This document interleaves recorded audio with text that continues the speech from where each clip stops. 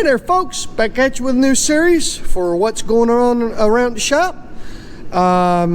Please like and subscribe, helps the channel out a lot, don't cost nothing. Let's get past the intro and let's get into this.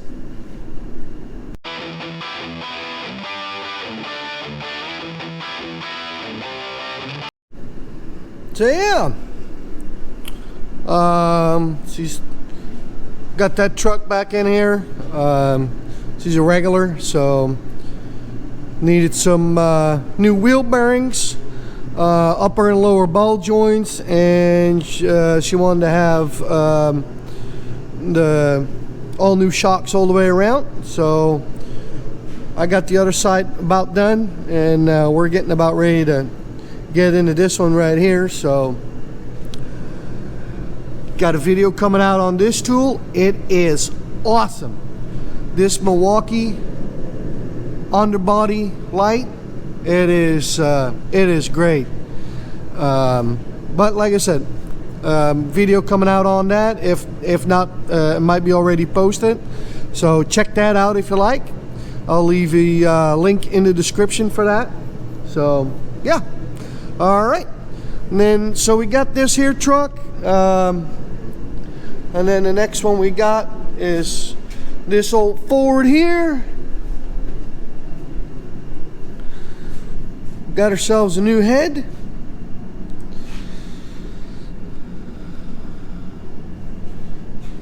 All ready to go. Moved all the pieces over from the old one to the new one. I made me a little plate here so I can handle this head by myself. They weigh about 100 pounds. 110 pounds, somewhere in there. So not a snowball's chance in hell I'm gonna heave that over the fender and set it, straight right away on the head. So this way I don't damage the head gasket. I can hang it into my crane here. I'm not sure if it's big enough, but we're just gonna wing it. But yeah, get ready to put that all together. So, and then hopefully this truck will be shipped here not for too long. So, all right, let's get this all done, and we'll be back at you. All right.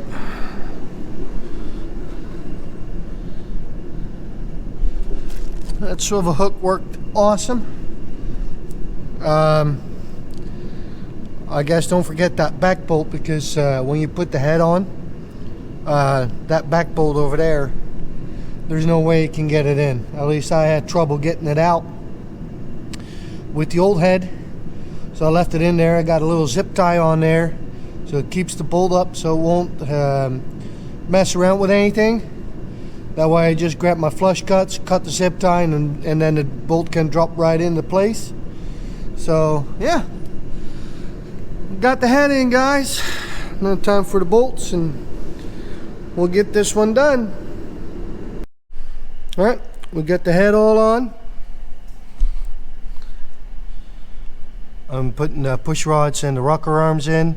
There's a timing mark on the balancer, and I don't know if it shows on the camera, but you need to set that at 11 o'clock, and that sets all the push rods equal. So therefore, when you torque the bolts down for the rocker arms at 20 foot-pounds of torque, you don't create a bend rod or something like that. And make sure you use enough assembly lube. And then this here is how you torque it down. First step is 65, the second one is 85 foot-pounds of torque, and the last step is 95 foot-pounds of torque. So step 1 and 2, you use this torque this torque sequence, and then step 3, which is 95, you go this route. So then you start here with 1, 2, 3, 4, 5, 6, 7, 8, 9, 10, blah blah blah. So yep. All right, I'm going to finish this up, and then I thought that was a cool bit of info for you if somebody ever have to work on this. So yep. All right, I'm going to finish this up, and we'll catch you here in a minute. Alright, this is my personal ride, 2002 Chevy 2500 HD with the 8.1 gas and Allison transmission, 5-speed behind it.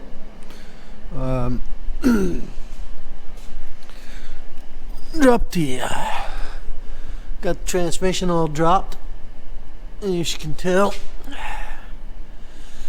we got ourselves some oil leak right there around the pan gasket. Oil pan gasket, it goes all the way around, leaks the same amount in the front, so we're still gonna have to tackle that.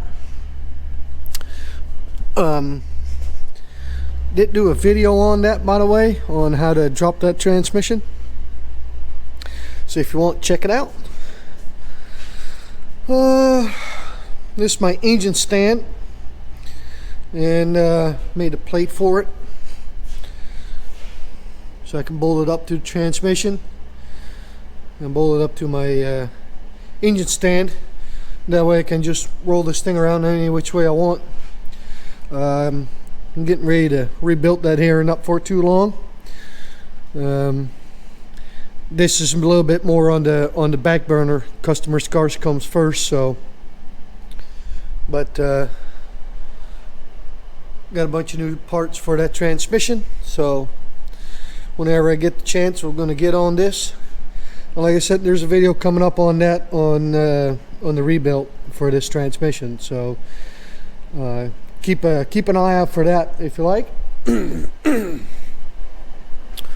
This one here is a 2001 Chevy 1500. Came in for rear brakes not working, had a pinhole in it, and as the usual, rusty brake lines. So changed the door handle on it. Had to clean all the they had this duct tape on there, so there was a lot of duct tape residue on there, so I had to clean that off, and I think that came out pretty good.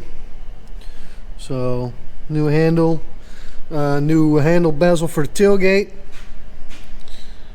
Same thing here on this side. I mean, you can tell how crusty those lines are. So and then the usual, that one there is missing the bolt for the rear manifold on both sides. Customer wasn't too worried about it. He says this truck's been sitting for a while, and he says you just want to have it patched back up. He wants to pull a little trailer with it once in a while, and that's the only reason why he wants to put it back on the road. And then we just got done taking care of this here. So, and I gotta give a shout out to give me a second here, guys, to these Gearwrench ply side cutters. I tell you what, do you see with the double joint on there? You can cut those brake lines without breaking a sweat. And then what I do is I cut them off as close to the fitting as possible, and in the meantime treat them with some penetrating oil, and then I'll put my my ratchet on there, work it back and forth a little bit, and then yeah, that's the end result right there. And hopefully they don't break. But this method here seems to be working pretty good for me. You know, like I said, cut them off as close as possible with these Gearwrench side cutters, and then you know, enough penetrating oil. And then I put my long handle ratchet on there with a socket, and then just work it back and forth until it starts giving up. And yeah, so I'm going to replace the front brake lines here on this here thing. already done the rears, and when I was doing the rears, it sprung a leak here in the front, as you can tell right there on right there, this line right there. So I called the customer and I said, you know, we got to do the fronts as well. I really hate to send you down the road and you're gonna have no brakes, so I'm gonna get them all fixed up, done, and took care of, and out of here. So he might be spending a little more money than he anticipated, but you know, a couple $100 for safety, I think that's worth it. So yep. All right, let's get this one knocked out. On to the next one. Hey guys, here's a good customer of mine, and this is a beautiful car, 1994 Lincoln Town Car, and she is clean. And I tell you what, I love taking this vehicle for a test drive because them sit like a lazy boy, like you sit in front of the TV. Those seats are unbelievable. Very little to no rust. Customer complaint was that at a certain speed, or when you turn, it has a wobble in it or a shake in the rear end. Well, he actually thought it was the suspension, but I got to looking at the tires. And first of all, as you can tell right there at the DOT number, this here tells you, the last four numbers tells you what year. Give me 1 second here. Let's do it like that. Right there tells you what year the tire was made. It was in 14. So this tire is 8 years old, and as you can tell, it's got some dry rot going on. It's falling apart. Now the biggest thing is, can you see? Let's see if I can make this show up on the camera. You see that hump right there? Right through here. See that? This tire is falling apart. It's just got a hump right here. I don't know if you can tell.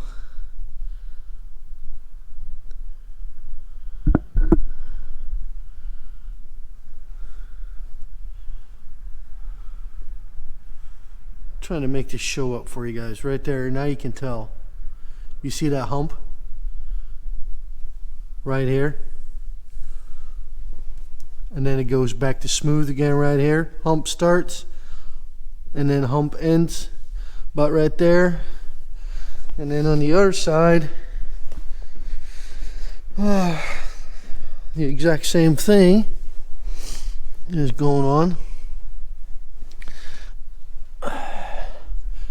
This one is a little more further to the back. So the hump starts right here, and then it shows up right there, and then disappears again up to about right there.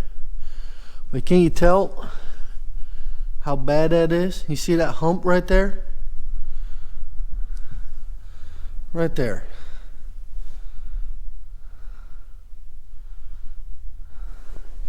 And this tire is from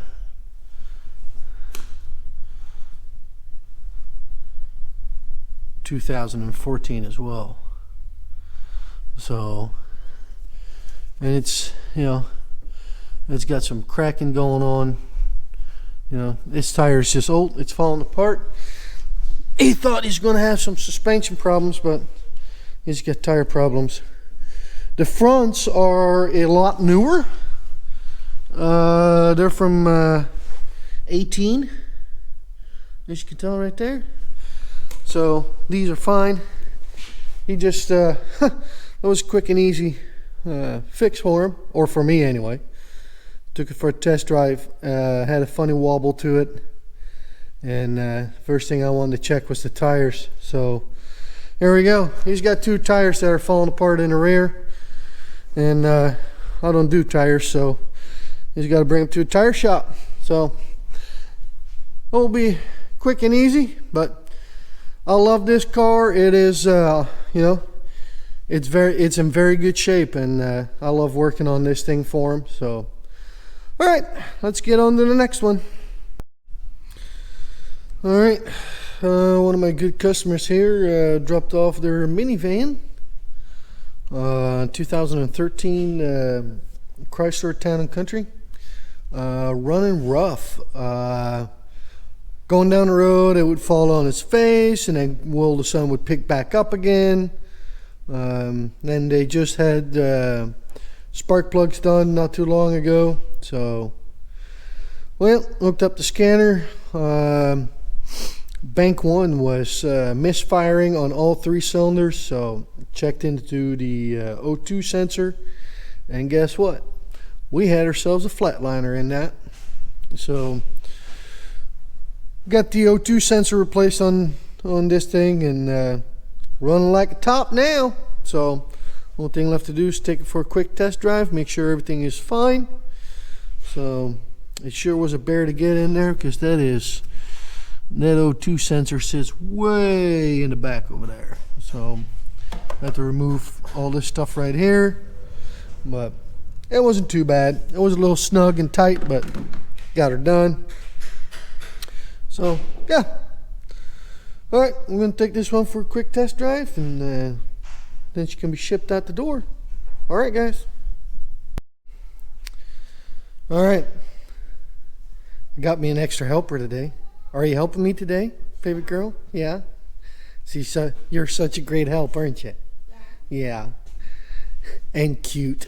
This is my dad's truck. I bought that for him about 5 years ago. He hasn't drove it all that much here the last year and a half. So he says go ahead and sell it. So I bought this truck for him cheap enough. So when I bought it, he's like, man, that's a nice little truck. So I gave it to him so he could drive it for a couple years, and yeah, he ain't driving it all that much anymore. So it's set for almost a year. He didn't drive it at all for a year. It's set for a while. So going over a couple things. Need a new battery. This one brake here was sticking a little bit. It was just a slider pin, so I took that all apart to clean it up, grease it up. So yeah, I did give it some new spark plugs. So yeah, I'm going to put some new gas in it. We'll drive it ourselves for about a week, because it's set for so long, a week or two, and then we're going to put this thing up for sale. It's actually pretty clean, so as you can tell, it doesn't have all that much rust. It's got a bet liner in it. It's a nice little truck. It's been really good on gas. This here's the biggest rust spot on it. So yeah, all right, I think we're going to wrap the series up with this video here, and then yeah, for what's going on around the shop. And then please like and subscribe. It helps the channel out a lot. Don't cost nothing. And we're going to catch y'all in the next one. Peace out. What do you say, Linda? Peace out. Peace out.